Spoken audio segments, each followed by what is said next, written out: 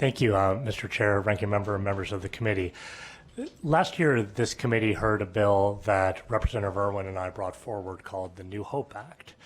That bill very significantly made it available for people to clear their criminal convictions when they've truly turned their lives around. This committee passed this with unanimous bipartisan support. It passed through the House and out of the Senate with unanimous bipartisan support. And just, take a moment to think of how great that is in this very, very polarized political time that we live in. Democrats and Republicans coming together to say, look, if you've totally turned your life around, you should be able to get that old conviction off your record so you can get a better job, get access to housing, go to school, whatever it is, right? This year, we're asking the committee to take the next step by passing the Clean Slate Act. You heard in the staff briefing what this idea is. The problem kind of is that if you want to vacate a conviction right now, well, you have to know that that's even available to you, right? And a lot of people don't. Like, I go speak to community groups, and it's news to people with criminal records that there's actually a process for getting their conviction vacated. The second thing you have to do is hire a lawyer and pay a bunch of money. And although as a lawyer, I am generally pro on things that involve paying lawyers money, this is one instance where I am not, because it's at least $1,000, up to $3,000 or more. And if you're trying to get your life back on track after spending some time in prison, that might as well be $1 billion, right? Like, it's just not going to happen. And so what some other states have done, notably Utah and Pennsylvania, is set up a streamlined process where we determine centrally, in this case at the Administrative Office of the Courts, if someone meets the criteria for getting their offense vacated. And if so, the offense will in fact be vacated unless someone objects or there's some problem.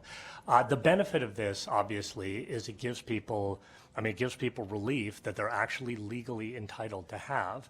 Now, there's obviously lots of reasons that other states like Utah and Pennsylvania aren't us, right? Like, you can't just import their scheme here, which is why the bill sets up a pretty long on-ramp to figure out the implementation details. So AOC will report back to us in December. The whole regime doesn't even go into effect until July 2022. So there's plenty of time to figure out, okay, let's learn from Utah and Pennsylvania. Let's figure out exactly how this is going to work. But we are going to put this in place, right? We are going to say that if you are entitled to the relief, you are going to be able to get the relief. And I think, let's not understate what a big deal this is. And you're going to hear this in testimony. There's nothing like, I think, just the sense of frustration and despair and hopelessness that comes when people have in fact turned their lives around and just can't get that conviction off their record. And you'll hear a little bit about that, and that's why last year's bill was so significant. Here's where I got to thank my partner on this effort.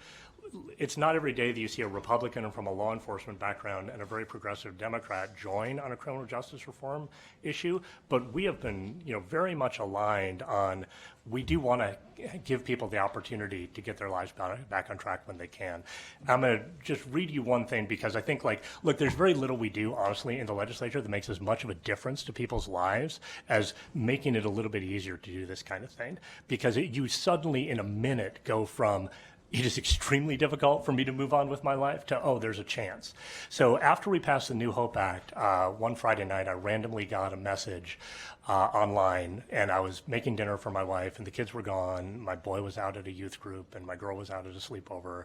And I opened it up, and the person gave me permission to read this. May I read? Do I need your permission to read? Please. We're actually granting you some deference here, because we have so many people who want to testify. I'm so sorry. No, but I want you to go ahead, I will please. read her 2 sentences. Forgive me.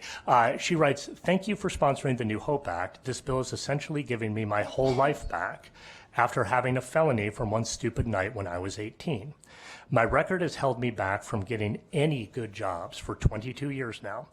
I'm going to court Monday to have my felony vacated. Hashtag tears of joy. Hashtag so grateful. All caps, thank you." And how wonderful that we can help this beloved child of God, she's trying to get her life back on track. So with that, turn over to my colleague in this. Thank you. Please. Members of the committee, my name is Morgan-Irwin. I'm the state representative from the 31st Legislative District at Southeast King County and Northeast Pierce County. This is a good bill, and it does continue the work that we did last year.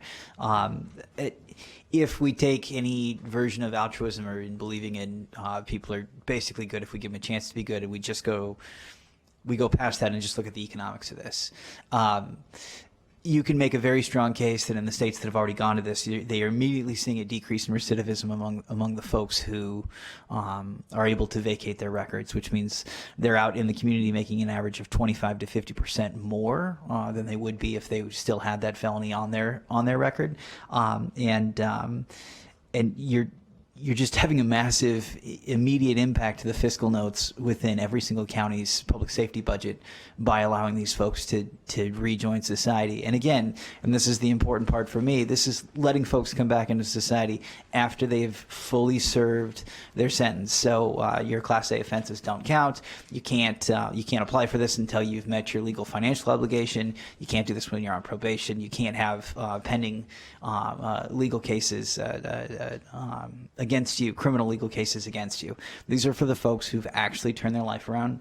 We're just helping them get there, and I think that helps the communities. If Rep. Kirby was here, I'm sure you would say it was good for America. Thank you all.